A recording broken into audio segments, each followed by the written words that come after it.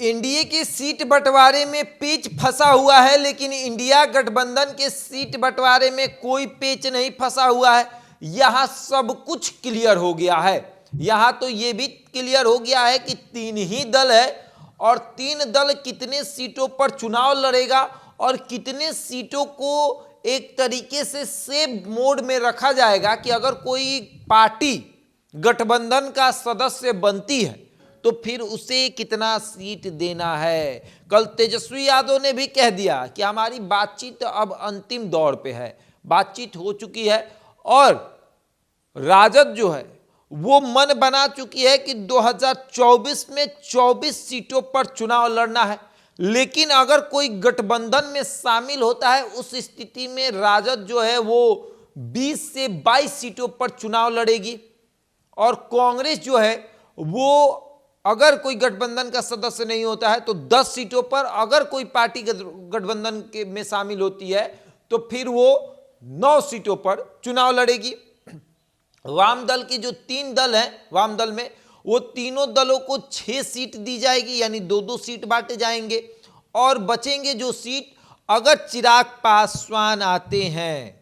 अगर 22 सीट पर राजद लड़ रही है, कांग्रेस 10 पर लड़ रही है, वाम दल जो है वो 6 सीटों पर लड़ रही है, तो टोटल हो गए 38 सीट, बचे 2 सीट। अगर मुकेश सहनी आते हैं तो 2 सीटों पर वो चुनाव लड़ेंगे और अगर चिराग पासवान शामिल होते हैं तो उस स्थिति में राजद अपना 2 सीट और छोड़ेगी, कांग्रेस 1 सीट छोड़ेगी और 5 सीट जो है वो चिराग पासवान को दिया जाएगा। और अगर उसके बाद भी कोई दल आता है तो वामदल से भी समझौता करना पड़ेगा, कांग्रेस और राजद भी समझौता करेगी और उन लोगों को सीट दिया जाएगा। लेकिन चिराग पासवान अपना दिमाग जो है वो एकदम बना कर रखें कि देखिए राजद का सीट कम हो जाए लेकिन किसी तरीके से जीत का संख्या जो है वो बढ़ना चाहिए और राजद 22 से 24 सीटों पर, कांग्रेस 10 सीटों पर, वामदल 6 सीटों पर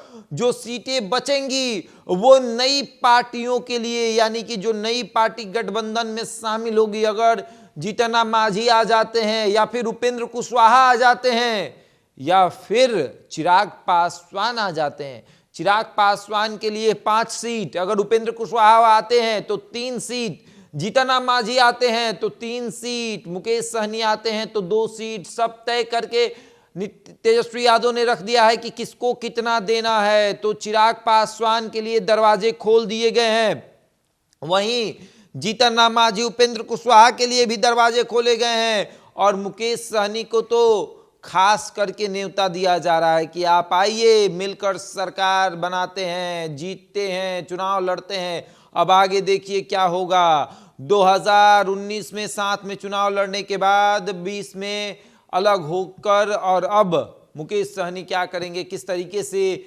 जाएंगे, किधर जाएंगे, ये भी देखने वाली बात होगी। लेकिन लोकसभा का चुनाव बहुत दिलचस्प है। देखिए सीट बंटवारा इंडिया गठबंधन का लगभग तय है। 3 ही मुक्त दल है, अगर देखा जाए तो 5 है, लेकिन वाम दल को जोड़ लिया जाए तो 3 दल मिलाकर वो एक तरह से हो जाते हैं वाम दल। तो उन्हें 6 सीट दे दिया गया है कि आप 2-2 बंटवारा कर लीजिए, चाहे जिसे 1 पर लड़ना है वो 1 पर लड़ ले, जिसे 3 पर लड़ना है वो 3 पर लड़े, जिसे 2 पर लड़ना है 2 पर लड़े। एक कोई दे देगा तो 3-2-1 का फॉर्मूला हो जाएगा, अगर नहीं होगा तो 2-2 का फॉर्मूला हो जाएगा। राजद जो है वो 24 सीटों पर चुनाव लड़ रही है, लेकिन अगर कोई आता है तो 2 सीट वो अपना कुर्बान करने के लिए तैयार है। कांग्रेस 10 सीटों पर चुनाव लड़ेगी, अगर कोई आता है तो वो भी अपना 1 से 2 सीट कुर्बान करने के लिए तैयार है ताकि गठबंधन मजबूत हो, सभी समाज का वोट मिले और उसके बाद जीत हासिल हो। अब आगे देखिए क्या होता है। बहरहाल इस खबर में इतना ही, बने हमारे साथ और देखते रहे द इंडिया टॉप।